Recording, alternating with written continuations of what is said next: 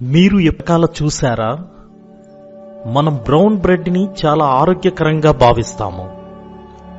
Brown bread తినడం వల్ల మనకు ఆరోగ్యంగా ఉంటుందని మనము నమ్ముతాము. కానీ ఆ బ్రౌన్ బ్రెడ్ లో ఎలాంటి పదార్థాలను కలుపుతారో మీకు తెలుసా? ఈ రోజులలో ప్రపంచంలో ప్రజలందరూ ఎక్కువగా వాడేటువంటిది బ్రెడ్. ఈ బ్రెడ్ ని ప్రతి ఒక్కరూ ప్రతి ఒక్క సమయంలోనూ తింటూ ఉంటారు. మన భారతదేశంలో చూసినట్లయితే బ్రెడ్ ను మనం అనేక విధాలుగా ఉపయోగిస్తూ ఉంటాము. Bread jam, gulab jam, bread halwa, bread role, bread pakoda, bread omelette, ఇలా అనేక విధాలుగా మనం బ్రెడ్ ని ఉపయోగిస్తూ ఉంటాము.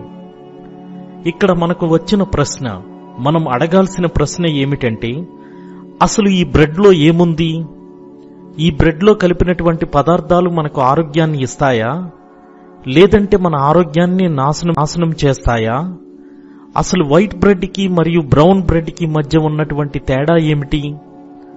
అసలు ఈ బ్రెడ్ ను మనం రోటీతో ఎందుకు కంపేర్ చేస్తాము? ఇంతకు ముందు నా వీడియోలు మీరు చూసినట్లయితే, ఇంతకు ముందు నేను చేసినటువంటి కూల్ డ్రింక్ వీడియోలో చూసినట్లయితే, అసలు కూల్ డ్రింక్ లో ఏం కలిపారు? కూల్ డ్రింక్ మన ఆరోగ్యానికి హానికరమా, లేదంటే మన ఆరోగ్యానికి మంచి చేస్తాయా అని నేను ఆ వీడియోలో తెలిపాను. ఇప్పుడు ఈ బ్రెడ్ అనేది మనకు మంచిదా, లేదంటే మన ఆరోగ్యాన్ని నాశనం చేస్తుందా? మనం ఇప్పుడు ఈ యొక్క వీడియోలో చూద్దాం. You want to grow bigger and stronger, don't you? A sandwich daily and 2 slices of Wonder Bread every meal give you 8 elements you need. All day long, eat Sunbeam bread and renew energy as you burn it up. Utilize the strength of steel for kneading the rising dough. Yeast can make the bread even livelier. For wonderful flavor combined with sound food values, serve Schmidt's Blue Ribbon Bread in the pantry pack. Filled with the goodness of wheat. Her slice में सेहत. మొట్టమొదటిగా మనం basic నుంచి గమనిద్దాం. అసలు నిజానికి bread అనేది ఏమిటి? ముఖ్యంగా ఈ బ్రెడ్ అనేది 4 ముఖ్యమైనటువంటి పదార్థాల ద్వారా తయారు చేయబడింది. మొట్టమొదటిగా ఫ్లవర్ అనగా గోధుమ పిండి, మైదా లేదంటే రిఫైన్డ్ గోధుమ పిండి. రెండో పదార్థం వాటర్. ఈ యొక్క వాటర్ ని మరియు గోధుమ పిండిని కలిపి డౌ అనే పదార్థాన్ని తయారు చేస్తారు.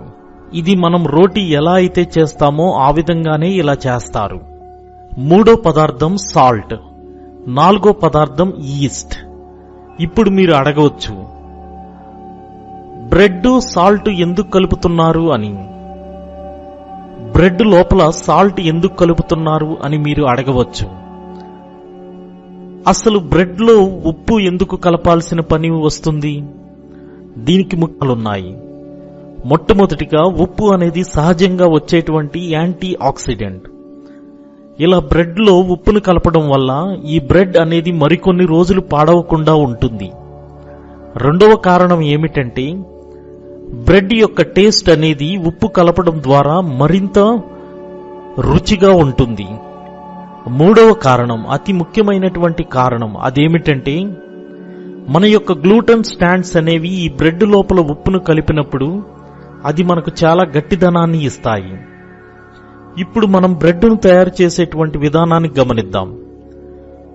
మొట్టమొదటి స్టేజిలో ఈ ప్రాసెస్ ని మనము గోధుమ పిండిని కలపడం అంటాము.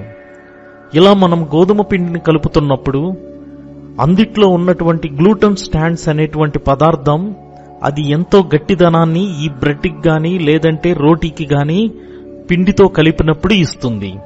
ఈ విధంగా ఈ పదార్థం బ్రెడ్ తో గోధుమ పిండిని గట్టిగా జతపరుస్తుంది.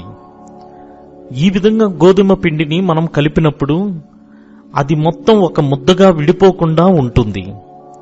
ఇది కేవలం అందిట్లో ఉన్నటువంటి గ్లూటన్ స్టాండ్స్ అనేటువంటి పదార్థం ద్వారా మాత్రమే సాధ్యమవుతుంది.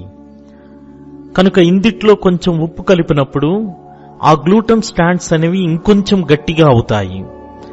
ఇక్కడ ఇప్పుడు మనకి 4వ పదార్థం అనేది వస్తుంది. అదేమిటంటే అది ఈస్ట్. ఈ ఈస్ట్ అనేది ఒక సింగిల్ సెల్ మైక్రో ఆర్గానిజం.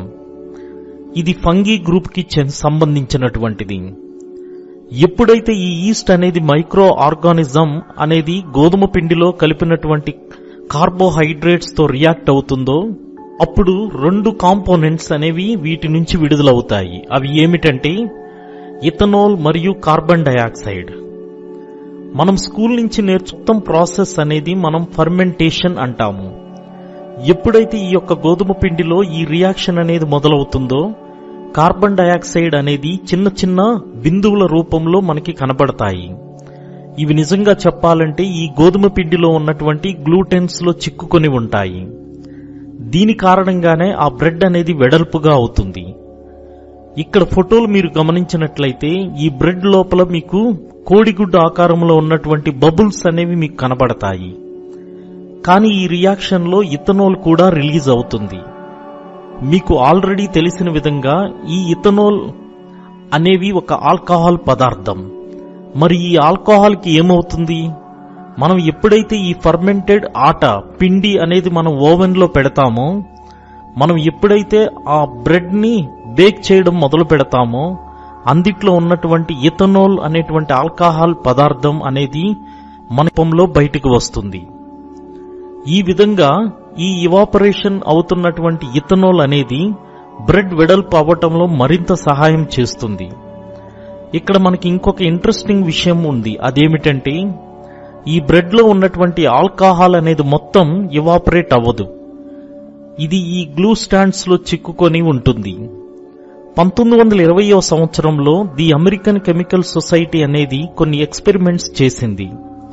ఆ ఎక్స్పెరిమెంట్ లో అది కనుక్కున్నది ఏమిటంటే బ్రెడ్ లోపల ఆల్కహాల్ కంటెంట్ అనేది 0.04% నుంచి 1.9% మధ్యలో ఉంటుందని కనుక్కున్నారు. ఈ విధంగా మనం చూసుకున్నట్లయితే బ్రెడ్ లోపల ఆల్కహాల్ ఉందని మనం భయపడాల్సిన పని లేదు. ఇది చాలా తక్కువ పర్సెంటేజ్ ఆల్కహాల్. ఇది మన ఆరోగ్యానికి ఎటువంటి హాని చేయదు. ఆ సైంటిస్టులు మళ్లీ ఏమి చెప్పారంటే ఈ చిన్న పర్సెంటేజ్ అనేది బ్రెడ్ లోపల ఉందని చెప్పారు. ఈ ఆల్కహాల్ కారణంగా ఈ బ్రెడ్ అనేది ఇంకొంచెం రుచికరంగా ఉంటుంది.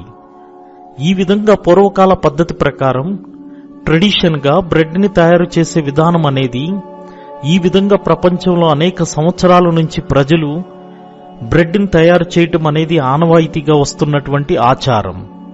1857వ సంవత్సరంలో లూయిస్ పాస్చర్ అనేటువంటి ఒక సైంటిస్ట్ ఫర్మెంటేషన్ ప్రాసెస్ ని ఈ విధంగా అర్థం చేసుకోవచ్చు అని చెప్పాడు.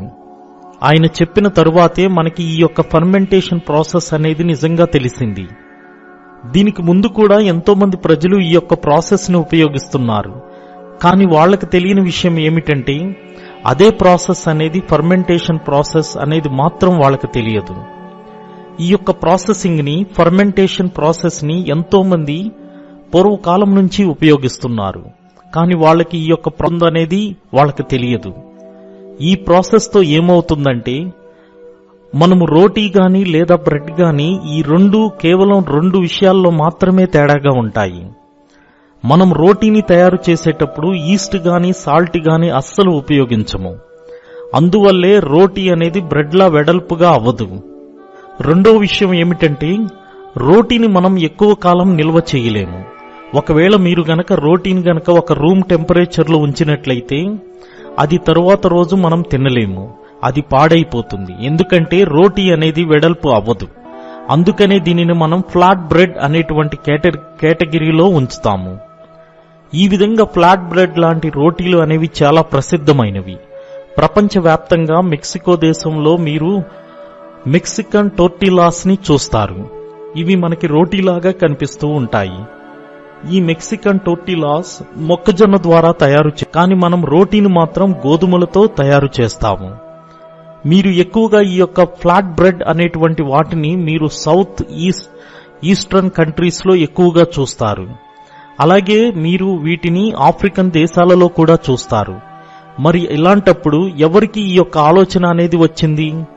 ఈ యొక్క ఫ్లాట్ బ్రెడ్ లో మనం ఈస్ట్ కలపాలని చెప్పి అలా ఈ ఫ్లాట్ బ్రెడ్ లో ఈస్ట్ కలిపిన తరువాత అది వెడల్పు అవుతుందని ఆలోచన ఎవరికి వచ్చింది? చరిత్రకారులకు ఇది ఒక డిబేట్ అయినటువంటి టాపిక్. ఇది ఎప్పుడు మొదలైందంటే సుమారు 4000 సంవత్సరాల బీసీలో మొదలైంది అని అంటారు. ఒక బేకరు ఈజిప్ట్ లో ఒక ట్రెడిషనల్ ఫ్లాట్ బ్రెడ్ ని తయారు చేస్తున్నప్పుడు అప్పుడు అతను ఆటాని అనగా పిండిని ఒక పక్కన కొన్ని గంటల వరకు ఉంచాలి అని ఉంచుతాడు. అప్పుడు గాలిలో ఉన్న వైల్డ్ ఈస్ట్ ఈ యొక్క పిండి గాలిలో ఉన్న వైల్డ్ ఈస్ట్ తో కలవడం మొదలుపెట్టి ఈ విధంగా ఇది తయారయ్యింది. ఆ వైల్డ్ ఈస్ట్ మెల్లగా ఈ డౌ తో ఇంట్రాక్ట్ అయ్యింది. ఆ తర్వాత ఆ బేకరీ యొక్క డౌని ట్రెడిషనల్ ఓవెన్ లో పెట్టినప్పుడు అది వెడల్పుగా అవ్వటం మొదలయ్యింది. అక్కడున్న వారందరూ దాన్ని చూసి చాలా ఆశ్చర్యపోయారు. వాళ్ళు దాన్ని చూసిన తర్వాత ఏమనుకున్నారంటే, ఇది తినడానికి చాలా సాఫ్ట్ గా ఉంది, ఇది చాలా బాగుంది అని అనుకున్నారు.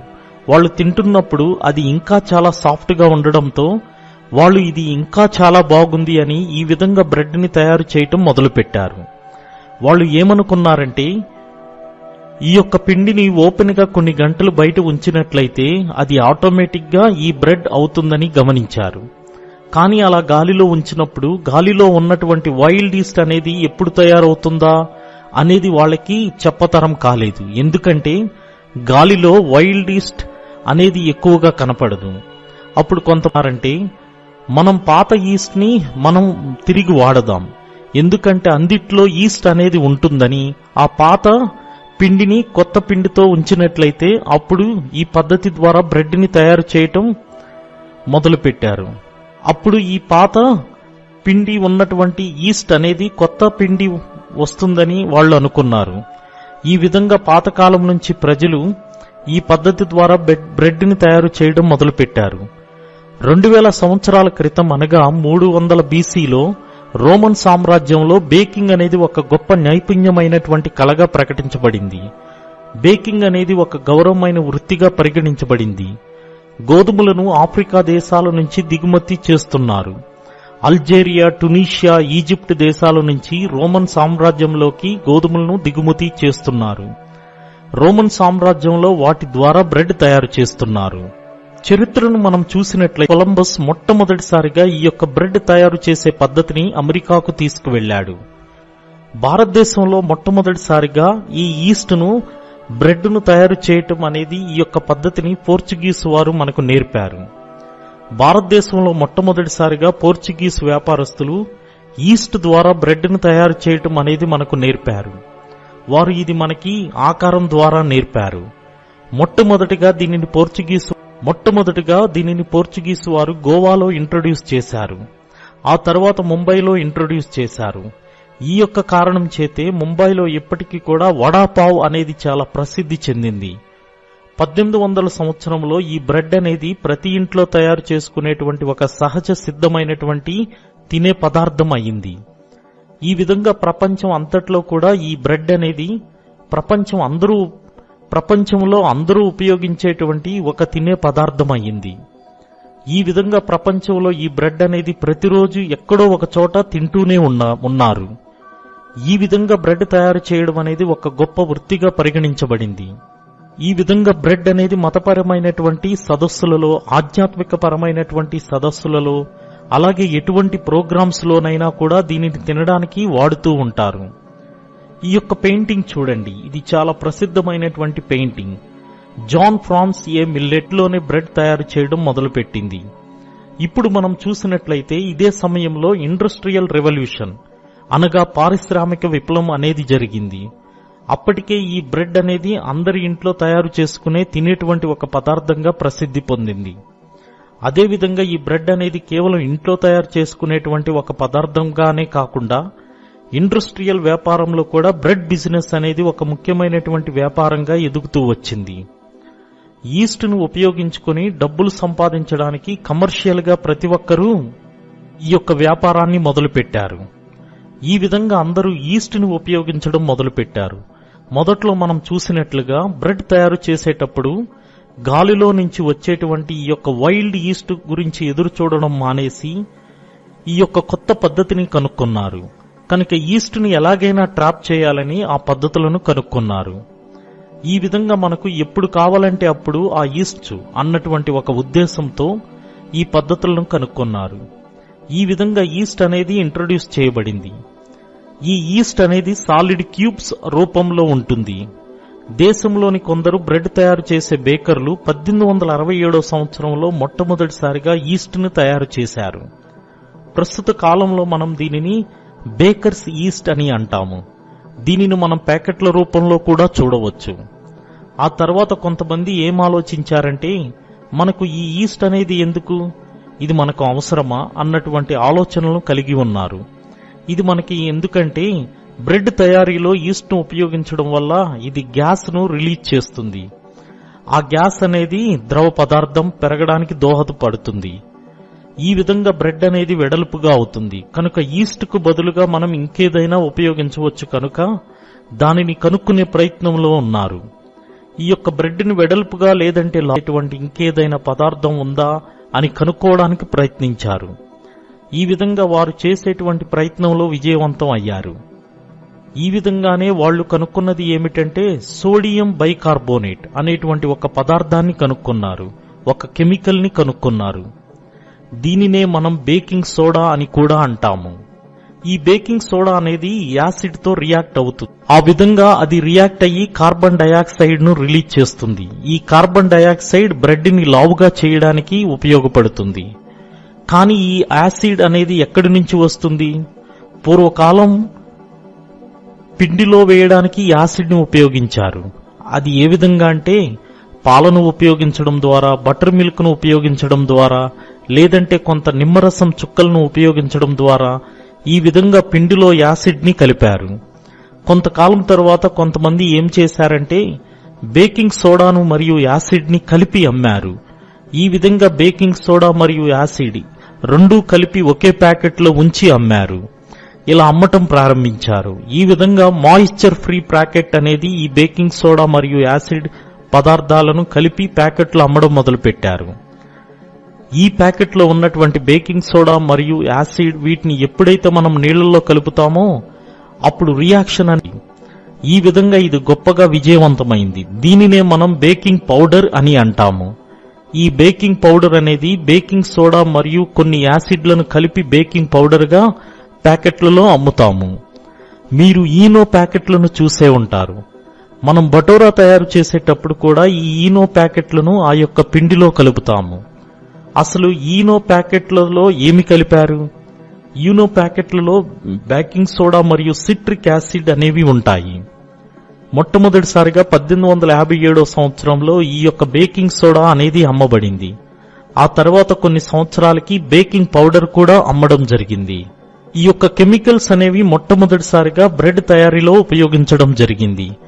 దీని తరువాత బ్రెడ్ తయారీలో అనేక మార్పులు జరుగుతూ వచ్చాయి. 1873 సంవత్సరంలో ఎడ్విన్ లాక్రోయిస్ అనే అతను స్టీల్ రోలర్ అనేది కనుక్కున్నాడు. ఈ యొక్క మిషన్ అనేది చేయటంలో ఎంతో నైపుణ్యతను కలిగి ఉన్నది. చిన్న చిన్న గోధుమలను కూడా ఇది సపరేట్ చేస్తుంది. మొట్టమొదటిగా మనం గోధుమ గింజల్లో ఏమేమి ఉన్నాయో తెలుసుకుందాం. గోధుమ గింజ యొక్క బయట పొరను మనం బ్రాన్ అంటాము. ఇది బ్రౌన్ కలర్ లో ఉంటుంది. ఈ యొక్క పొరలు మనకి చాలా న్యూట్రిషియస్ పోషకాలను, విటమిన్లను మరియు మినరల్స్ ను అలాగే ఇతరత్ర పోషకాలను కూడా మనకి అందిస్తాయి. ఈ యొక్క పొర కింద ఉన్నటువంటిది ఇంకొక మందమైనటువంటి పొర, అది కూడా గోధుమ గింజ యొక్క అతిపెద్ద భాగమైనటువంటిది. దాన్ని మనము ఇండోస్పామ్ అని అంటాము. ఈ పొరలో మనకి ఎక్కువగా స్టార్చీ కార్బోహైడ్రేట్స్ అనేవి ఉంటాయి. దీనిలో మనకి ఎక్కువ న్యూట్రిషియస్ మినరల్స్ పోషకాలు అనేవి ఉండవు. దీని లోపల ఉన్నటువంటి ఇంకొక చిన్న పొర ఏమిటంటే జర్మ్ అనేటువంటి ఒక పొర ఉంది. ఇక్కడ మనం ఈ యొక్క గోధుమలను లేదంటే అనేటువంటి అర్థాన్ని తెలుసుకోవాలి. హోల్ వీట్ అనేది చాలా ఆరోగ్యవంతమైనది. రిఫైన్డ్ గోధుమలలో, గోధుమ గింజలలో ఈ యొక్క గోధుమ గింజ యొక్క బయట పొర అయినటువంటి బ్రాన్ అనే దాన్ని తీసివేస్తారు. ఈ విధంగా రిఫైన్డ్ గోధుమ పిండిలో బ్రాన్ అనేటువంటి పొర ఉండదు. కానీ ఈ యొక్క బ్రాన్ పొర ఎంతో ఆరోగ్యకరమైనది. మనకి ఎన్నో మినరల్స్ ని, న్యూట్రిషియస్ ని, విటమిన్స్ ని ఇది అందిస్తుంది. ఉదాహరణకు మనం యాపిల్ తిన్నప్పుడు గమనించినట్లయితే యాపిల్లో ఉన్నటువంటి అతి ముఖ్యమైన భాగం ఏమిటంటే దాని మీద ఉన్నటువంటి యాపిల్ యొక్క పొర. ఇది ఎర్రటి కలర్లో ఉన్నటువంటి పొర. ఈ యొక్క పొరను గనక మీరు తీసివేసి తిన్నట్లయితే మీకు అంత ఆరోగ్యకరమైనటువంటి విటమిన్స్ గాని, న్యూట్రిషియస్ గాని, లేదంటే పోషకాలు గాని ఉండవు. ఆపిల్ పొర అయినటువంటి ఎర్రటి పొరలో దానిలోనే ఎన్నో న్యూట్రిషియస్ విటమిన్ పోషకాలు అనేవి ఉంటాయి. ఈ విధంగా మనం చూసుకున్నట్లయితే హోల్ వీట్ మరియు రిఫైన్డ్ గోధుమ పిండి మధ్య మనకి తేడా కనబడుతుంది. దీనినే మనం ఆట మరియు మైదా అని అంటాము. ఆట అనేది ఈ యొక్క గోధుమ గింజలు పైభాగమైనటువంటి బ్రాన్ కలిగి ఉంటుంది. కానీ మైదా అనేది గోధుమ గింజ యొక్క పైపొర బ్రాన్ లేకుండా ఉంటుంది. ఆ బ్రాన్ అనేటువంటి పైపొర అనేది ఈ యొక్క మైదాలో ఉండదు. ఇది రిఫైన్డ్ గోధుమ పిండి. ఈ యొక్క కొత్త మిషన్తో 1873వ సంవత్సరం నుంచి బ్రెడ్ తయారు చేసే విధానంలో మైదా పిండితో తయారు చేయడం అనేది చాలా సులువైన పద్ధతి అయ్యింది. అదే రిఫైన్డ్ గోధుమ పిండి పూర్వకాలంలో కూడా ప్రజలు ఆ రిఫైన్డ్ గోధుమ పిండిని తయారు చేశారు, మైదాని తయారు చేశారు. కానీ అది అంత సులువుతరమైనది కాదు, చాలా కష్టతరమైనటువంటి ప్రాసెస్. ఈ విధంగా బ్రెడ్ తయారు పోషకాలను కోల్పోవడం అనేది మొట్టమొదటిసారిగా ఈ యొక్క మిషన్ ద్వారా మైదా తయారు చేయడం ద్వారా మొదలయ్యింది. రెండో విషయం గనక మనం చూసినట్లయితే అది దీనికన్నా చాలా రెట్లు ఎక్కువ చెడు ప్రభావాన్ని కలిగి ఉంది. మనం గనక చూసినట్లయితే గోధుమ పిండి అనేది తెల్ల కలర్లో ఉంటుంది, ఎందుకంటే ఇది వాతావరణంలోని ఆక్సిజన్తో రియాక్ట్ అయ్యి వస్తుంది. కానీ ఇలా తెల్లగా అవడానికి ఈ యొక్క రియాక్షన్ అనేది కొంచెం టైం పడుతుంది. ఈ విధంగా గోధుమ పిండి అనేది తెల్లగా మారడానికి కొంచెం సమయం పడుతుంది. కానీ పెద్ద పెద్ద ఫ్యాక్టరీలు ఇలా సమయాన్ని వృధా చేయడం వారికి ఇష్టం లేదు. ఎందుకంటే ఇలాంటి బ్రెడ్ తయారు చేసేటువంటి పెద్ద పెద్ద ఫ్యాక్టరీలు వీళ్ళందరికీ కాలం అనేది డబ్బుతో సమానం. ఈ యొక్క ఫ్యాక్టరీల్లో ఓనర్లు అందరూ తమ యొక్క కస్టమర్లను సంతోషంగా ఉంచడానికి ప్రయత్నిస్తూ ఉంటారు. ఇలా కస్టమర్లను ఆకట్టుకోవడానికి తెల్లగా చేస్తూ ఉంటారు. ఇలా గోధుమ పిండిని తెల్లగా మార్చడానికి పట్టేటువంటి సమయాన్ని ఎక్కువగా వృధా చేయదలుచుకోలేదు. ఈ విధంగా వాళ్ళు ఏం చేశారంటే గోధుమ పిండిని తెల్లగా మార్చడానికి కొన్ని తెల్ల రంగులు తయారు చేసేటువంటి కెమికల్స్ ను వాడటం మొదలుపెట్టారు. ఈ విధంగా మనం పాఠశాలలో ఉపయోగించేటువంటి చాక్ పీసులను, అలుమినేటి వంటి పదార్థాలను, బౌరెక్స్ అనేటువంటి పదార్థాలను, కెమికల్స్ ని గోధుమ పిండిలో వాడటం మొదలుపెట్టారు. ఈ విధంగా మొట్టమొదటిసారిగా 1898వ సంవత్సరంలో బ్లీచింగ్ ఏజెంట్స్ ని వాడటం అనేది మొదలుపెట్టారు. Nitrogen peroxide, benzoyl peroxide, chloride dioxide, nitrogen dioxide, ozone, ఇలా ఎన్నో కెమికల్స్ ని బ్రెడ్ తయారీలో వాడటం మొదలుపెట్టారు. ఈ విధంగా పెద్ద పెద్ద కంపెనీలన్నీ గోధుమ పిండిలో వాడటం మొదలుపెట్టారు. ఇదంతా వారు ఎందుకు చేస్తున్నారంటే వాళ్ళ యొక్క కస్టమర్లను ఆకట్టుకోవడానికి గోధుమ పిండి పై వైట్ కలర్ ను వాడటం మొదలుపెట్టారు. ఇలా కస్టమర్లకి కంపెనీలు తయారు చేసేటువంటి గోధుమ పిండి అనేది తెల్ల కలర్తో ఎంతో ఆకర్షణీయవంతంగా కస్టమర్లకి కనబడేటట్టు గోధుమ పిండిలో అనేక కెమికల్స్ ను వాడటం మొదలుపెట్టారు. ఇలా ఈ యొక్క పెద్ద పెద్ద కంపెనీలు ఏం చేశాయంటే బ్రెడ్ తయారీ యొక్క హక్కులను కేవలం తమ కంపెనీలకు మాత్రమే ఇవ్వాలని చెప్పి బ్రిటన్లో, అమెరికాలో, ఫ్రాన్స్ దేశాలలో కోర్టులలో కేసులు కూడా వేశారు. అనగా ఇంకే కంపెనీలు కూడా బ్రెడ్ తయారు చేయకూడదు, కేవలం బ్రెడ్ తయారు చేసేటువంటి హక్కు కేవలం ఇలాంటి పెద్ద పెద్ద కంపెనీలకు మాత్రమే ఉన్నాయి అన్నటువంటి ఒక పేటెంట్ రైట్స్ అనే వాటిని కోర్టులో కేసులు వేసి ఈ పెద్ద పెద్ద కంపెనీలు సంపాదించుకున్నారు. ఇలాంటి సమయంలో చాలా మంది వ్యాపారస్తులు, పెద్దవాళ్లు, చిన్న వ్యాపారస్తులు అందరూ వీటిని వ్యతిరేకించారు. ఎందుకంటే ఇలా పెద్ద పెద్ద కంపెనీలు బ్రెడ్ తయారు చేసేటువంటి విధానంలో ఎన్నో కెమికల్స్ ను ఉపయోగిస్తున్నారు. అవి మానవులకు హానికరంగా ఉన్నాయి, మానవుల యొక్క ఆరోగ్యానికి హానికరం. కనుక ఈ విధంగా చాలా మంది ఈ యొక్క పెద్ద కంపెనీలను వ్యతిరేకించారు. చాలా దేశాలలో చాలా మంది లీడర్లు కూడా ఇలాంటి పెద్ద కంపెనీలు ఏవైతే బ్రెడ్ ను తయారు చేస్తున్నాయో వాటిపై తమ యొక్క అసహనాన్ని తెలిపారు. ఉదాహరణకు మనం చూసినట్లయితే అమెరికాలో ఉన్నటువంటి కెమిస్ట్ హార్వే వెళ్లి ఇతను ఈ యొక్క పెద్ద కంపెనీలకు వ్యతిరేకంగా ఒక స్లోగన్ ను కూడా ఇచ్చాడు. అది ఏమిటంటే save the bread, save the nation.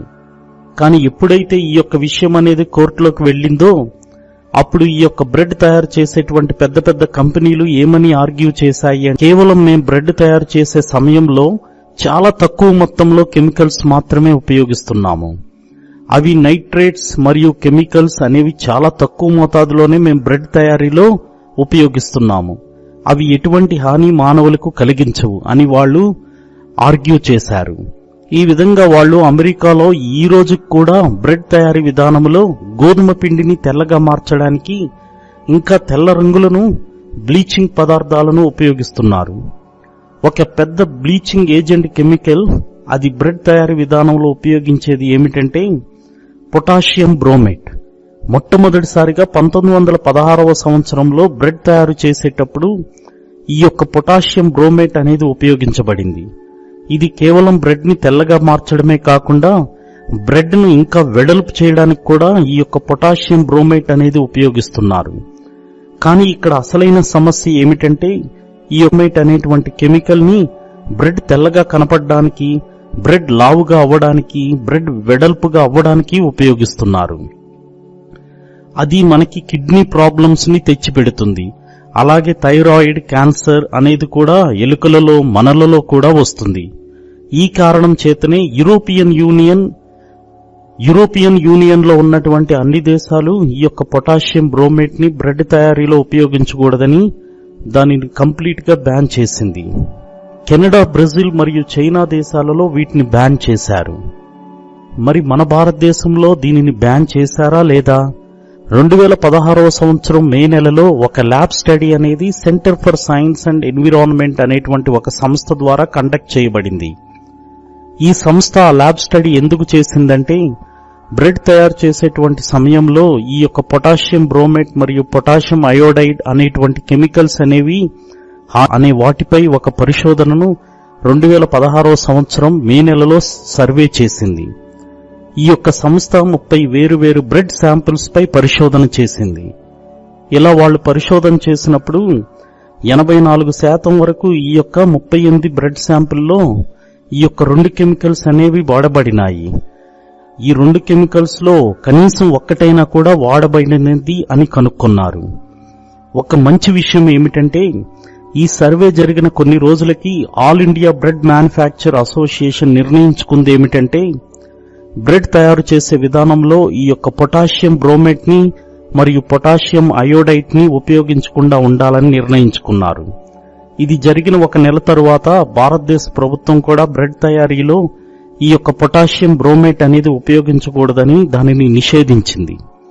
మరియు పొటాషియం అయోడైట్ ని స్టడీ చేయాలని చెప్పి సైంటిఫిక్ ప్యానెల్ కి ఆ సైంటిఫిక్ ప్యానెల్ దీని మీద స్టడీ చేసిన తర్వాత అప్పుడు దీనిని నిషేధించాలా వద్దా అనేటువంటి నిర్ణయాన్ని తీసుకుంటుంది. ఈ యొక్క స్టడీ అనేది ఇప్పటికీ కొనసాగుతుంది. షాకింగ్ విషయం ఏమిటంటే అమెరికాలో ఈ 2 కెమికల్స్ ను ఉపయోగించవచ్చునని చెప్పి అమెరికా ప్రభుత్వం బ్రెడ్ తయారీలో ఈ 2 కెమికల్స్ ని ఉపయోగిస్తుంది. మరి అమెరికా లాంటి పెద్ద అభివృద్ధి చెందిన దేశంలో ఎందుకని ఈ హానికరమైనటువంటి ఈ 2 కెమికల్స్ బ్రెడ్ తయారీలో ఉపయోగిస్తున్నారు అని మీకు ఒక ప్రశ్న అనేది రావచ్చు. మీరు ఇక్కడ తెలుసుకోవాల్సింది ఏమిటంటే అమెరికా దేశం అనేది క్యాపిటలిస్టిక్ దేశం. వాళ్ళకి వ్యాపార రంగంలో ఎలా డబ్బులు సంపాదించుకోవాలో బాగా తెలుసు. కనుక అమెరికా ఎప్పుడూ డబ్బుకి ప్రాముఖ్యతను ఇస్తుంది, ప్రజల యొక్క ఆరోగ్యానికి అంత ప్రాముఖ్యత ఇవ్వదు. బ్రెడ్ తయారీలో ఉపయోగించేటువంటి ఈ యొక్క 2 కెమికల్స్ ని అన్ని దేశాలు నిషేధించినా కూడా అమెరికా ప్రభుత్వించలేదు. అలాగే మరెన్నో కెమికల్స్ అనేవి వివిధ ప్రపంచ దేశాలలో నిషేధించబడ్డాయి. కానీ అమెరికాలో మాత్రం ఇలాంటి తినే పదార్థాల తయారీలో ఏ కెమికల్స్ నైనా కూడా ఉపయోగించవచ్చు. అమెరికా ఎలాంటి కెమికల్స్ ని బ్యాన్ అనేది చెయ్యదు, నిషేధించదు. ఇది కేవలం వాళ్ళ యొక్క వ్యాపార రంగం అభివృద్ధి చెందాలని, అలాగే అమెరికాకి ఎక్కువ డబ్బులు రావాలని చెప్పి ఇలాంటి వాటిపై నిషేధాన్ని విధించవు. ఇప్పుడు మనం ఆర్టిఫిషియల్ ప్రిజర్వేటివ్స్ గురించి మాట్లాడదాం. అనగా ఈ బ్రెడ్ తయారు చేసినప్పుడు ఆ బ్రెడ్ అనేది ఎక్కువ కాలం పాడవకుండా ఉండడానికి అందులో కలిపేటువంటి కొన్ని పదార్థాలు, కొన్ని కెమికల్స్, అవి ఏమిటో ఇప్పుడు చూద్దాం. మొదట్లో నేను చెప్పినట్టుగా బ్రెడ్ తయారీలో ఉప్పును ఉపయోగించేవాళ్లు. ఈ ఉప్పుని ఎందుకని ఉపయోగించేవాళ్లంటే ఆ బ్రెడ్ అనేది పాడవకుండా మరికొన్ని రోజులు ఉంటుందని ఈ విధంగా ఉప్పుని కొంత మోతాదులో బ్రెడ్ లో కలిపేవాళ్లు. కేవలం ఉప్పు మాత్రమే తయారీలో మనం అల్లం గాని, వెల్లుల్లి గాని, క్లౌ గాని ఇలాంటి వాటిని కూడా ఉపయోగించవచ్చు. ఇవి కనుక మనం ఉపయోగించినట్లయితే ఏ పదార్థం కూడా అంత తొందరగా పాడవదు. అది కొన్ని రోజుల వరకు పాడవకుండా ఉంటుంది. ముఖ్యంగా మనం పచ్చళ్ళు తయారు చేసేటప్పుడు వీటిని కలుపుతాము. ఈ విధంగా పచ్చళ్ళు అనేవి ఎక్కువ కాలం పాడవకుండా ఉంటాయి. కనుక బ్రెడ్ తయారు చేసినప్పుడు కూడా కొన్ని ప్రాంతాలలో ఈ సహజమైనటువంటి అల్లం గాని, వెల్లుల్లి గాని, క్లవ్ గాని మరికొన్నిటిని ఉపయోగిస్తారు. గత 100 సంవత్సరాల నుంచి ఈ యొక్క ఆర్టిఫిషియల్ ప్రిజర్వేటివ్స్ అనేవి ఎంతో ప్రాముఖ్యతను సంతరించుకున్నాయి. 1928వ సంవత్సరం జులై 7వ తారీఖున మొట్టమొదటిసారిగా అమెరికన్ బేకరీలో స్లైస్డ్ బ్రెడ్ అనేది అమ్మబడింది. స్లైస్డ్ బ్రెడ్ అనగా బ్రెడ్ ని ముక్కలు ముక్కలుగా చేసి అమ్మటం. ఇప్పుడు వరకు నేను మాట్లాడుతున్న బ్రెడ్ అనేది పూర్తిగా రౌండ్ గా గుండ్రంగా ఉండేటువంటి ఒక బ్రెడ్. ఇప్పుడు మీరు బ్రెడ్ అనే పదాన్ని ఉపయోగించినప్పుడు అది స్లైస్డ్ బ్రెడ్ గా మీరు ఊహించుకుంటారు. ఈ యొక్క స్లైస్డ్ బ్రెడ్ అనేది కేవలం 1928వ సంవత్సరంలో మొట్టమొదటిసారిగా అమ్మబడింది. కానీ ఇది అమ్మినప్పుడు ఇది కొంత సమస్యని ఎదుర్కొంది. అదేమిటంటే ఈ యొక్క స్లైస్డ్ బ్రెడ్ అనేది తొందరగా పాడైపోతుంది. కనుక ఎప్పుడైతే ఇది అమ్మడం మొదలు పెట్టారో అప్పుడే దీని మీద విమర్శలు రావడం మొదలుపెట్టాయి. కానీ ఆ తర్వాత కొన్ని సంవత్సరాల తర్వాత ఈ యొక్క బ్రెడ్ లో మరికొన్ని సహజమైనటువంటి ప్రిజర్వేటివ్స్ ని యాడ్ చేసినప్పుడు నెమ్మదిగా ఈ యొక్క స్లైస్డ్ బ్రెడ్ యొక్క ఆకారాన్ని కూడా ఇంప్రూవ్ చేస్తున్నప్పుడు అప్పుడు ప్రజలలో ఈ యొక్క బ్రెడ్ పై ఎక్కువ ఇష్టం అనేది కలిగింది. 1943వ సంవత్సరంలో అమెరికా దేశం స్లైస్డ్ బ్రెడ్ ని నిషేధించింది. ఎందుకంటే స్టీల్ ని వేయడానికి ఇలా చేసింది. కానీ అప్పటికే అమెరికా దేశంలో ఉన్నటువంటి చాలా మంది ప్రజలు స్లైస్డ్ బ్రెడ్ మీద మక్కువని ఎంతో ఇష్టాన్ని పెంచుకున్నారు. దీని ద్వారా అమెరికా స్లైస్డ్ బ్రెడ్ ని నిషేధించిన తరువాత ప్రజలందరూ ఈ యొక్క నిషేధానికి వ్యతిరేకంగా ఉద్యమాలు చేయడం మొదలుపెట్టారు. అప్పుడు అమెరికా 2 నెలల తరువాత ఈ నిషేధాన్ని ఎత్తివేసింది. న్యూ ఇయర్ టైమ్స్ అనే వార్తాపత్రిక తన యొక్క హెడ్లైన్స్ లో ఈ విధంగా రాసింది: sliced bread put back on sale, housewife thumbs safe again. దీనికి అతిపెద్ద కారణం ఏమిటంటే మీరు ఈ వార్తాపత్రికల్లో చూసినట్లు ఇది ఒక పెద్ద కన్వీనియన్స్. ఎందుకంటే ఎవరైనా ఒక బ్రెడ్ ని కొన్నప్పుడు దాన్ని తిరిగి ముక్కలుగా చేయాల్సి వస్తుంది. అదే ఈ స్లైస్డ్ బ్రెడ్ అయితే ఆల్రెడీ అది ముక్కలుగా అవి మనకు లభ్యమవుతున్నాయి. ఈ విధంగా ఈ యొక్క చాలా కన్వీనియంట్. కనుక ఈ విధంగా స్లైస్డ్ బ్రెడ్ లో ఉన్నటువంటి ముక్కలను మనం తీసుకొని తినవచ్చు. ఇప్పుడు మనం ఉన్నటువంటి ఈ పరిస్థితుల్లో ఎలా ఉందో చూద్దాం. మనం ఈ యొక్క బ్రెడ్ యొక్క పదార్థాలను ఒక్కొక్కటి నుంచి చాలా జాగ్రత్తగా గమనిద్దాం. అసలు ఈ బ్రెడ్ లో ఉన్నటువంటి పదార్థాలు ఏమిటి? ఈ ప్రింట్ ప్యాకెట్లు తయారు చేసినప్పుడు ఆ కంపెనీలు, ఈ బ్రెడ్ తయారు చేసేటువంటి కంపెనీలు ఎప్పుడూ అబద్ధాన్ని చెప్పవు. ఎందుకంటే ఆ బ్రెడ్ ప్యాకెట్ పై ఆ బ్రెడ్ లో ఉపయోగించినటువంటి అన్ని పదార్థాలను వాళ్ళు లిస్ట్ చేసి ఉంచుతారు. కనుక ఇప్పుడు మనం వైట్ బ్రెడ్ యొక్క ప్యాకెట్ యొక్క వెనక భాగాన్ని గమనిద్దాం. దీని మీద ఉన్నటువంటి మొట్టమొదటి పదార్థం ఏంటంటే రిఫైన్డ్ వైట్ ఫ్లవర్ 53%. ఇది మైదా. నేను ముందుగా మీకు చెప్పినట్లు ఈ యొక్క రిఫైన్డ్ పిండి అనేది గోధుమ గింజల యొక్క పై భాగంలో ఉన్నటువంటి బ్రాన్ అనే పొరను తరువాత వీటిని రిఫైన్ చేస్తారు. ఈ విధంగా మైదా అనేది చేస్తారు. కనుక ఇక్కడ మనం తెలుసుకోవాల్సింది ఏమిటంటే ఈ యొక్క బ్రాన్ పొర అనే దాంట్లో ఫైబర్ అనేది ఎక్కువగా ఉంటుంది. అది మన యొక్క బ్లడ్ మరియు షుగర్ లెవెల్ ని స్టేబుల్ గా ఉంచుతుంది. కనుక ఈ యొక్క బ్రాన్ అనేటువంటి పదార్థం లేకుండా ఉంటే గోధుమ గింజల లోపల కేవలం కార్బోహైడ్రేట్స్ ఈ మైదా లోపల ఉంటాయి. ఇవి చాలా తొందరగా రిలీజ్ చేస్తాయి. ఇవి షుగర్ ఫామ్ లో మన యొక్క బ్లడ్ స్ట్రీమ్స్ లోకి ఎంతో తొందరగా రిలీజ్ చేస్తాయి. దీని కారణంగానే మనకు షుగర్ స్పైక్స్ అనేవి ఏర్పడతాయి. దీనిని ఇన్సులిన్ స్పైక్స్ అని కూడా అంటారు. మనం మైదా 1-2 సార్లు తిన్నా కూడా మనకు ఏమీ అవ్వదు. కానీ మనం గనక మైదా అనేది రెగ్యులర్ గా ప్రతిరోజు మరియు సంవత్సరాల పాటు తింటూ ఉంటే అప్పుడు మన శరీరంలో ఇన్సులిన్ రెసిస్టెన్స్ ఇది నెమ్మదిగా మనకు టైప్ 2 డయాబెటీస్ అనే వ్యాధిని తెస్తుంది. దీంట్లో మనకి షార్ట్ టైం నెగటివ్ ఎఫెక్ట్ అనేది కూడా ఉంటుంది. ఈ రిఫైన్డ్ పిండి అనేది మన యొక్క శరీరంలో చెడు కొలెస్ట్రాల్ ను కూడా పెంచుతుంది. కనుక మనం మైదా ఎప్పుడైతే తింటున్నామో ఇవన్నీ మన శరీరంలోకి ప్రవేశించి అధికంగా మనకు డయాబెటీస్, కొలెస్ట్రాల్ వచ్చే విధంగా చేస్తాయి. మనం ఎప్పుడైతే ఎక్కువగా తినాలని అనుకుంటామో, మనకు తినాలని ఆశ పుడుతుందో, మన మనస్సు ఎప్పుడైతే ఇలాంటివి తినాలని కోరుకుంటుందో అప్పుడు మైదా పిండి తినడంలో మనం జాగ్రత్తలు వహించాలి. మనం తినేటువంటి భోజనంలో ఈ యొక్క షుగర్ స్పైక్స్ అనేవి మనం చాలా కంట్రోల్గా ఉంచుకోవాలి. మన శరీరంలో ఉన్నటువంటి షుగర్ స్పైక్స్ అనేవి ఫుడ్ ద్వారా మన శరీరంలోకి వస్తాయి. మనము గనక ఈ షుగర్ స్పైక్స్ ని ఎఫెక్ట్ గా మేనేజ్ చేసినట్లయితే మనకి అలసట అనేది ఉండదు. అలాగే మనకి రోజంతా ఎంతో గొప్ప శక్తి ఉన్నట్లు మనం ఫీల్ అవ్వచ్చు. బ్రెడ్ తయారీలో కలిపేటువంటి రెండో పదార్థం ఏమిటంటే షుగర్, పంచదార. ఇక్కడ పంచదార అంటే యాడెడ్ షుగర్. ఆల్రెడీ బ్రెడ్ లో కూడా కొంచెం షుగర్ ఉంటుంది, కానీ అది కాదు. ఇక్కడ మనం సపరేట్ గా పంచదారని యాడ్ చేస్తాము. నేను ముందుగా మీకు కూల్ డ్రింక్స్ యొక్క వీడియోలో చెప్పినట్లు మన శరీరానికి షుగర్ అనేది అవసరం లేదు, యాడెడ్ షుగర్ అనేది అవసరం లేదు. మీరు ఎంత యాడెడ్ షుగర్ మీ శరీరానికి ఉపయోగించకుండా ఉంటారో మీ ఆరోగ్యం అంత మంచిగా ఉంటుంది.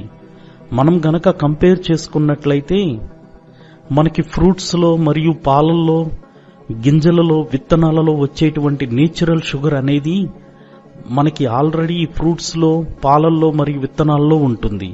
కనుక అది మన ఆరోగ్యానికి మంచిది. ఇది ఇంకా మీకు తెలుసుకోవాలనుకుంటే నేను చేసినటువంటి ఈ యొక్క వీడియోను చూడండి, అప్పుడు మీకు ఇంకా బాగా అర్థమవుతుంది.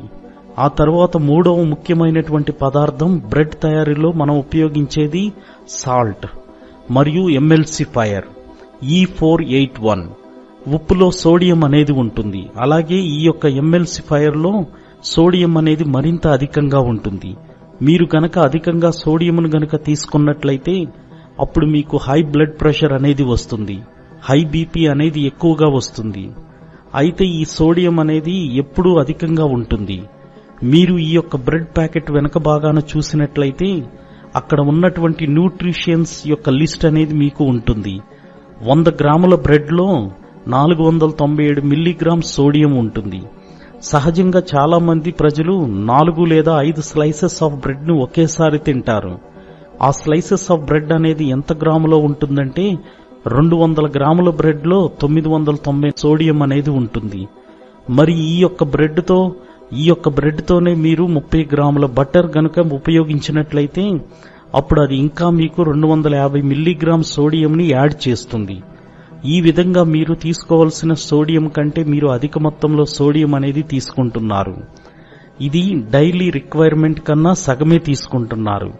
ఇలా మీరు గనక సోడియంను అధిక మొత్తంలో తీసుకోకుండా ఉన్నట్లయితే మీరు మీ ఆరోగ్యాన్ని చాలా జాగ్రత్తగా మెయింటైన్ చేస్తున్నారని అర్థం. కనుక మీరు మీ ఆరోగ్యానికి చాలా జాగ్రత్త వహించాలి. మీరు 4 లేదా 5 స్లైసెస్ ఆఫ్ బ్రెడ్, వెన్నతో కూడినటువంటి బ్రెడ్ ను గనక తీసుకున్నట్లయితే దాని అర్థం ఏమిటంటే మీరు మీ యొక్క డైలీ రిక్వైర్మెంట్ లో సగానికి సగం సోడియంను తీసుకున్నట్లు. ఎక్కువగా అమెరికాలో ఉన్నటువంటి రీసెర్చ్ వాళ్ళు కనుక్కున్నది ఏమిటంటే అమెరికాలో ఎక్కువగా బ్రెడ్ లో ఉపయోగించేది సోడియం. ఇది డయటరీ సోడియం అంటారు. ఈ విధంగా మీరు గనక తీసుకున్నట్లయితే మీరు తర్వాత తీసుకునేటువంటి మీ యొక్క భోజనంలో ఎక్కువ సాల్ట్ ఉండకుండా చూసుకోవాలి. 4వ పదార్థం బ్రెడ్ లో ఉపయోగించే వంటిది ఏమిటంటే క్లాస్ 2 ప్రిజర్వేటివ్ E282. దీని అర్థం ఏమిటంటే ఇది కాల్షియం ప్రాపియోనెట్. 2019వ సంవత్సరం జూన్లో ఒక స్టడీ పబ్లిష్ చేసింది. అది ఏమిటంటే ఇంటర్నేషనల్ జర్నల్ ఆఫ్ మొలిక్యులర్ ఎపిడియమాలజీ మరియు జెనెటిక్స్. ఈ యొక్క స్టడీలో ఇది చెప్పింది ఏమిటంటే ముఖ్యంగా ఈ కెమికల్స్ అనేవి అలర్జెటిక్ కి కారణమవుతాయి. ఇంటాలరెన్స్, స్కిన్ ర్యాషెస్, మైగ్రేన్ మరియు తీవ్రమైన తలనొప్పి, ఇలా మనకి ఎన్నో హానికరమైనటువంటి అలర్జీస్ ని ఈ కెమికల్స్ ద్వారా వస్తాయి.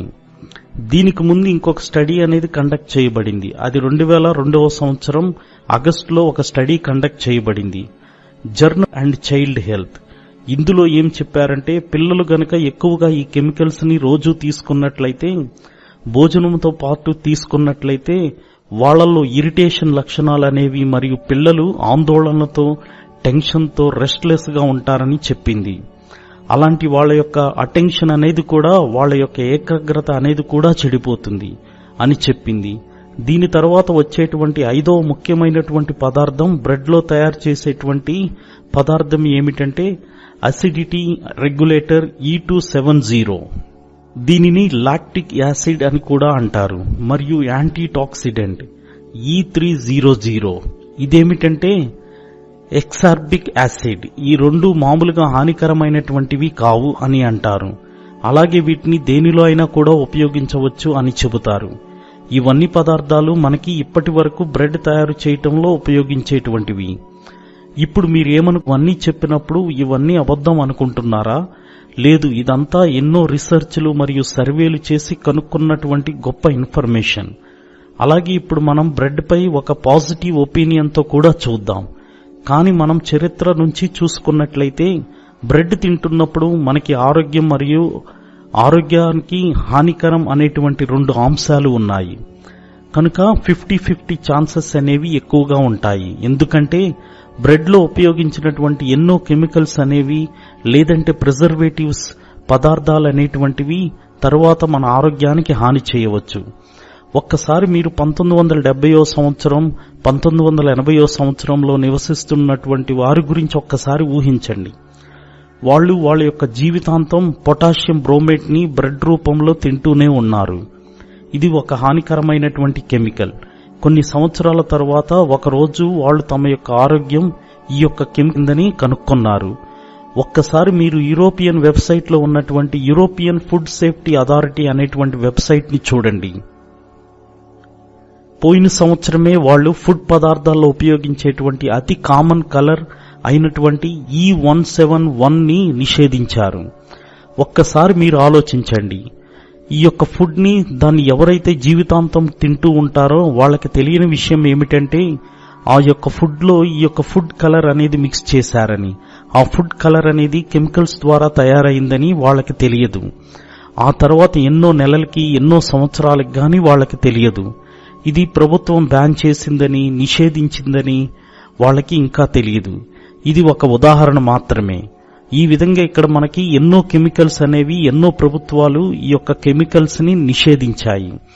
ప్రతి సంవత్సరం ఫుడ్ తయారీ ప్రొడక్షన్స్ పై ఎన్నో సర్వేలు చేసి అందిట్లో హానికరమైనటువంటి ఇలాని నిషేధించాయి.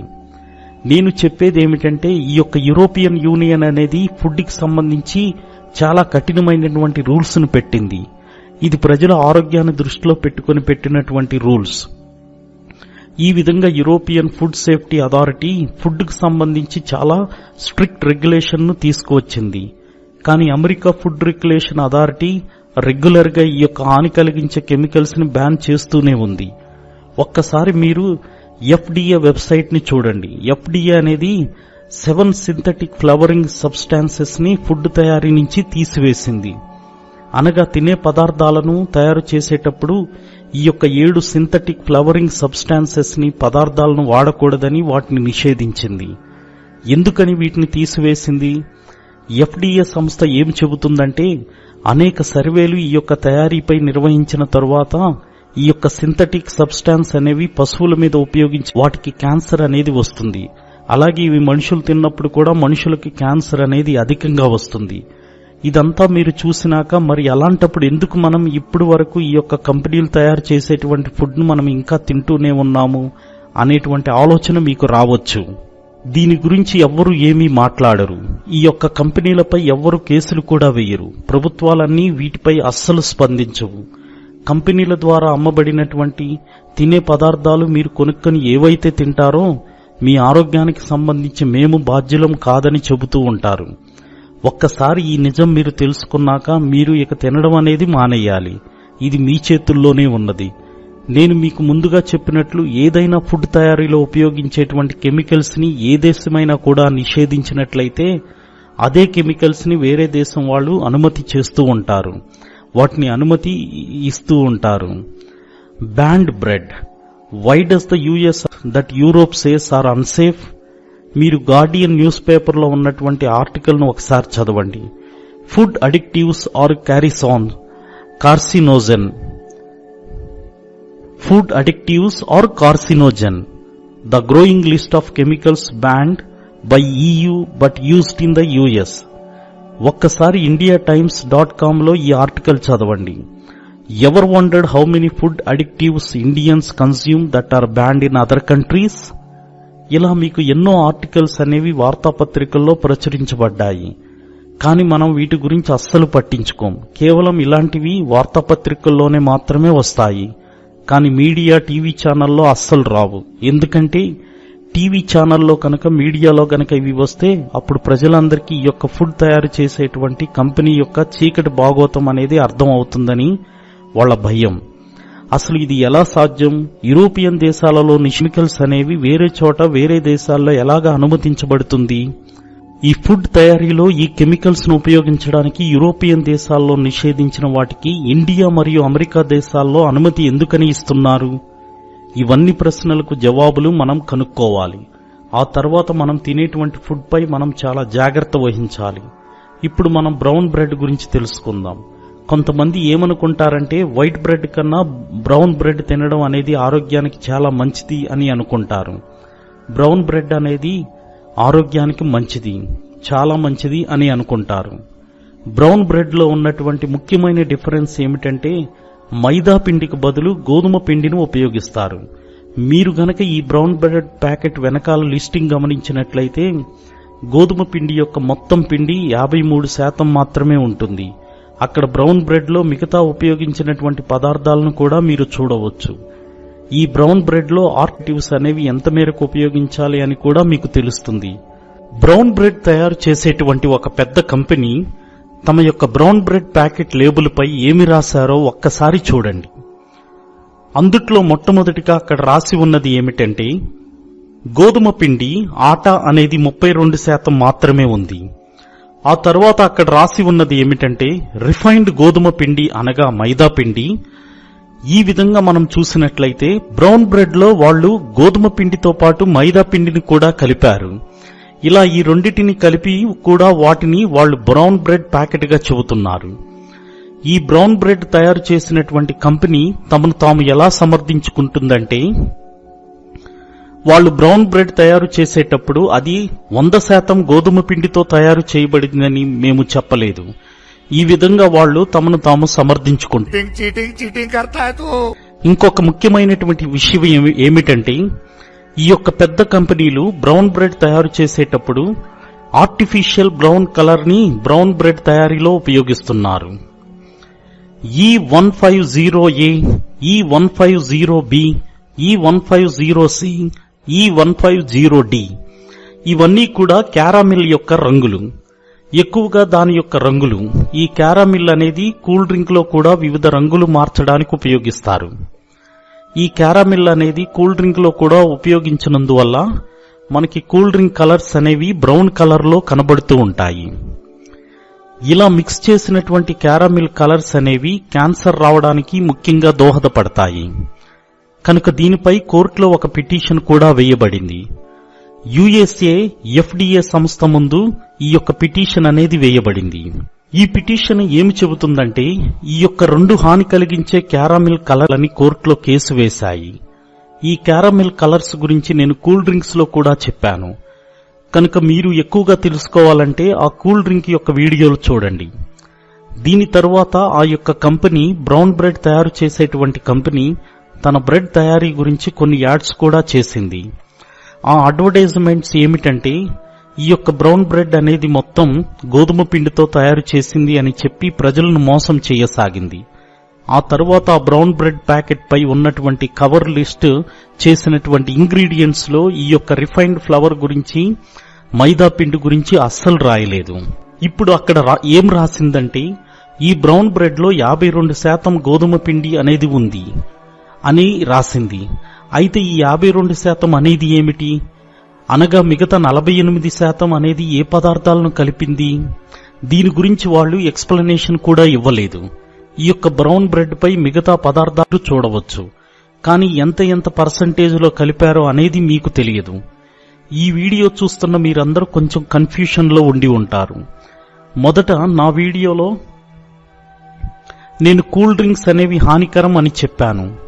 ఇప్పుడు మళ్లీ పేదవారి దగ్గర నుంచి ధనవంతుల వరకు అందరూ ఉపయోగించేటువంటి అతి సాధారణమైన బ్రెడ్ గురించి కూడా నేను మీకు చెడుగా చెబుతున్నానని మీరు అనుకోవచ్చు. కానీ ఇప్పుడు మీరు చూసినట్లయితే ఆర్టిఫిషియల్ కలర్స్ మరియు ప్రిజర్వేటివ్స్ అనేవి కేవలం కూల్ డ్రింక్స్ లోను మరియు బ్రెడ్ తయారు చేసేటువంటి పదార్థంలోను కలపటం మాత్రమే కాదు, ఫుడ్ కి సంబంధించినటువంటి ప్రతి ఒక్క దాంట్లోనూ ఈ యొక్క ఆర్టిఫిషియల్ కలర్స్ ని ప్రిజర్వేటివ్స్ ని వాళ్ళు కలుపుతూనే ఉన్నారు.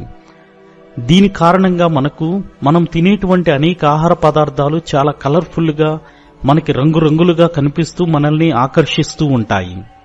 అయితే అలాగని చెప్పి మనం ఈ యొక్క ఆహార పదార్థాలు తినకుండా ఉండగలమా? ఎందుకంటే వీటిలో ఆర్టిఫిషియల్ కలర్స్ ని మరియు ప్రిజర్వేటివ్స్ ని కలుపుతున్నారు కనుక ఇవి చాలా హానికరంగా మారుతున్నాయి. మనకు డయాబెటీస్, బీపీ, క్యాన్సర్ ఇలా ఎన్నో భయంకరమైనటువంటి వ్యాధులు మనకు వీటిని తినడం వల్ల వస్తున్నాయి. కనుక మరి వీటిని తినకపోతే మనం ఏమి తినాలి అన్న ఆలోచన మనకు రావచ్చు. అయితే నేను అనుకునేది ఏమిటంటే మీరు ఈ విధంగా ఆలోచిస్తున్నారని నేను అనుకుంటున్నాను. అయితే నేను చెప్పేది ఏమిటంటే ఒకటి మాత్రం నిజం. ఈ యొక్క ఆర్టిఫిషియల్ కలర్స్ సహజ సిద్ధమైనటువంటి రంగులు మరియు ప్రిజర్వేటివ్స్ ఇలా ఫుడ్ ఐటమ్స్ అనేవి ఎక్కువ కాలం ఉండడానికి ఉపయోగించేటువంటి అన్ని కెమికల్స్ మనకు అనేక ఫుడ్ ఐటమ్స్ మీద కనబడుతూ ఉంటాయి. అయితే నిజంగా చెప్పాలంటే ఆరోగ్యకరమైన భోజనం అనేది ఏమిటి, హెల్తీ ఫుడ్ అనేది ఏమిటి, ఆరోగ్యకరమైనటువంటి ఆహారం అనేది ఏమిటి, దీన్ని తెలుసుకోవడం అంత అసాధ్యమైతే ఏమీ కాదు. మనకి ఈ కాలంలో కూడా ఆరోగ్యకరమైనటువంటి ఆహారం అనేది చాలా రకాలుగా లభిస్తుంది. ఉదాహరణకి మనం ఉదయం తినేటువంటి బ్రేక్ఫాస్ట్ లో డాలియా తినవచ్చు. ఎందుకంటే అది మొత్తం కూడా గోధుమ విత్తనాలతో, గోధుమ పిండితో తయారు చేసింది. దీనిని మీరు పాలలో కూడా మరగబెట్టి తినవచ్చు. లేదంటే మీరు ఓట్స్ అనేవి కూడా తినవచ్చు. మీరు పాలను వేడి చేసి తాగవచ్చు. ఈ ఓట్స్ అనేవి కూడా కేవలం గోధుమ యొక్క గింజలు చాలా మంచివి. గోధుమ గింజల ద్వారా ఓట్స్ అనేవి ఆరోగ్యకరమైనదిగా తయారై చేయబడ్డాయి. అలాగే మీరు ఈ ఓట్స్ అనేది కూరగాయలతో కూడా తినవచ్చు. అలాగే పెరుగుతో బజారే కిచిడి అనేది కూడా మీరు తినవచ్చు. అలాగే మీరు బ్రేక్ఫాస్ట్ సమయంలో ఫ్రూట్స్, పండ్లు అనేవి కూడా తినవచ్చు. బాదం, వాల్నట్, క్యాషియోనట్, ఆల్మండ్ ఇలా ఎన్నో అనేక రకాలైనటువంటి డ్రై ఫ్రూట్స్ ను కూడా మీరు తినవచ్చు. స్ప్రౌట్స్ కూడా ఒక గొప్ప ఆరోగ్యకరమైనటువంటి భోజనము. అలాగే మనకి సాంప్రదాయబద్ధంగా వస్తున్నటువంటి ఇడ్లీ సాంబార్ కూడా చాలా ఆరోగ్యకరమైనటువంటి భోజనం. ఇడ్లీ సాంబార్ అనే దాంట్లో ఎక్కువగా న్యూట్రిషియస్ పదార్థాలు ఉంటాయి, ఎన్నో విటమిన్స్ ఉంటాయి, ఎన్నో పోషకాలు ఉంటాయి. కనుక ఇవన్నీ మనకి ఆరోగ్యకరమైనవి. ఇవన్నీ మనకు తినడానికి ఉన్నటువంటి ఆహార పదార్థాలు. ఇవన్నీ మన ఆరోగ్యాన్ని కాపాడేటువంటి గొప్ప ఆహారం. మీకు తెలుసా ఈ అన్నిటిలో అతి సాధారణ సహజమైనది ఏమిటో తెలుసా? ఇవన్నీ మనం ఇంటి లోపలే మనమే తయారు చేసుకోవచ్చు. ఏ కంపెనీలు గాని వీటిని తయారు చేసి షాపుల్లో అమ్మటం లేదు. వీటిని మన ఇంట్లోనే మనం ప్రతిరోజు తయారు చేసుకుని తినవచ్చు. ఇవన్నీ మనం మన ఇంట్లో ఈ యొక్క కూరగాయల్ని, ఫ్రెష్ వెజిటేబుల్స్ ని అన్నిటినీ మనం తెచ్చుకొని వంట చేసుకోవడం ద్వారా మనం తినవచ్చు. వీటిలో ఆర్టిఫిషియల్ కలర్స్ గాని లేదంటే ఆర్టిఫిషియల్ ప్రిజర్వేటివ్స్ గాని ఏమీ మిక్స్ అయ్యే అవకాశం అనేది ఉండదు. ఎందుకంటే ఇవి మనకు తిన్నగా సహజంగా నేచురల్ గా మనకి లభ్యమవుతున్నాయి కనుక. అందుకని మనం మన ఇంట్లో తయారు చేసుకునేటువంటి భోజనం అనేది ఎంతో ఆరోగ్యకరంగా ఉంటుంది. అలాగని చెప్పి మన ఇంట్లో తయారు చేసుకునేటువంటి అన్ని భోజనాలు కూడా ఆరోగ్యకరమైనవి అని నేను చెప్పను. ఎందుకంటే మన ఇంట్లో తయారు చేసుకున్న భోజనంలో కూడా ఎక్కువ వెన్నను గాని లేదంటే షాపు నుంచి తెచ్చినటువంటి డ్రై ఫుడ్ ను గల మనం మిక్స్ చేసినట్లయితే అప్పుడు మన ఆరోగ్యం అనేది మళ్లీ చెడిపోవడానికి ఆస్కారం ఉంటుంది. మన ఇంట్లో ఉండే వాటిపై కూడా మనం ఎక్కువగా ఫ్రై చేసినట్లయితే అది నల్లగా మారుతుంది. అది మన ఆరోగ్యానికి అంత మంచిది కాదు. ఫ్రై చేసినటువంటి వస్తువులను మనం తినకూడదు. కనుక ఎన్ని చెప్పినా కూడా మనకి బ్రెడ్ అనేది ముఖ్యమైనటువంటి ఆహారం. కనుక అది మనం తినకుండా ఉండలేము. కనుక మేము బ్రెడ్ తింటూనే బతుకుతాము అని మీరు అనుకున్నట్లయితే మరి ఇలాంటి బ్రెడ్ లో వైట్ బ్రెడ్ మంచిదా లేదు బ్రౌన్ బ్రెడ్ మంచిదా అని ఎవరైనా అడిగితే అప్పుడు మీరు చెప్పాల్సింది ఏమిటంటే ట్రెడిషనల్, సాంప్రదాయబద్ధంగా తయారు చేసేటువంటి బ్రెడ్ అనేది మాత్రమే మంచిది అని చెప్పాలి. కంపెనీల ద్వారా తయారు చేసేటువంటి బ్రెడ్ మాత్రం మంచిది కాదు. ఎందుకంటే వాటిలో ఆర్టిఫిషియల్ కలర్స్, ప్రిజర్వేటివ్స్ అనేవి ఎక్కువగా కలుపుతూ ఉంటారు. ఎన్నో కెమికల్స్ అనేవి కలుపుతూ ఉంటారు. కనుక మన పూర్వీకులు ఉపయోగించినటువంటి సాంప్రదాయ పద్ధతులు, వారు ద్వారా మనం బ్రెడ్ ని తయారు చేసినట్లయితే అది మనకి ఎంతో ఉపయోగపడుతుంది. మనం చరిత్ర చూసుకున్నట్లయితే బ్రెడ్ అనేది మొట్టమొదటిగా తయారు చేయబడింది పారిశ్రామిక విప్లవంకి ముందల. కనుక పారిశ్రామిక విప్లవంకి ముందు సంవత్సరాలలో తయారు చేసినటువంటి బ్రెడ్ అనేది ఆరోగ్యానికి చాలా మంచిది. ఈ యొక్క కేటగిరీలో మీరు రోటీని కూడా యాడ్ చేయవచ్చు. ఎందుకంటే రోటీ అనేది మీరు బాజ్రే పిండితో లేదా గోధుమ పిండితో కూడా తయారు చేయవచ్చు. మీరు గనక ఈ ఒక్క రోటీలు అనేవి ఇంటికాడ గనక తయారు చేసుకున్నట్లయితే అందుట్లో మీరు కెమికల్స్ ఉపయోగించాల్సిన అవసరం లేదు, అనేటువంటి అవసరమే ఉండదు. కనుక ఇంట్లో తయారు చేసుకునే రోటీలు అనేవి మనకి ఎంతో ఆరోగ్యకరమైనటువంటివి. కానీ ఈ యొక్క ఫ్లాట్ బ్రెడ్ అనేది లేదంటే మీరు గనక నార్మల్ బ్రెడ్ ని, లావుగా ఉండే బ్రెడ్ ని కూడా తినాలనుకుంటే ఇది కూడా మీరు ఇంట్లో తయారు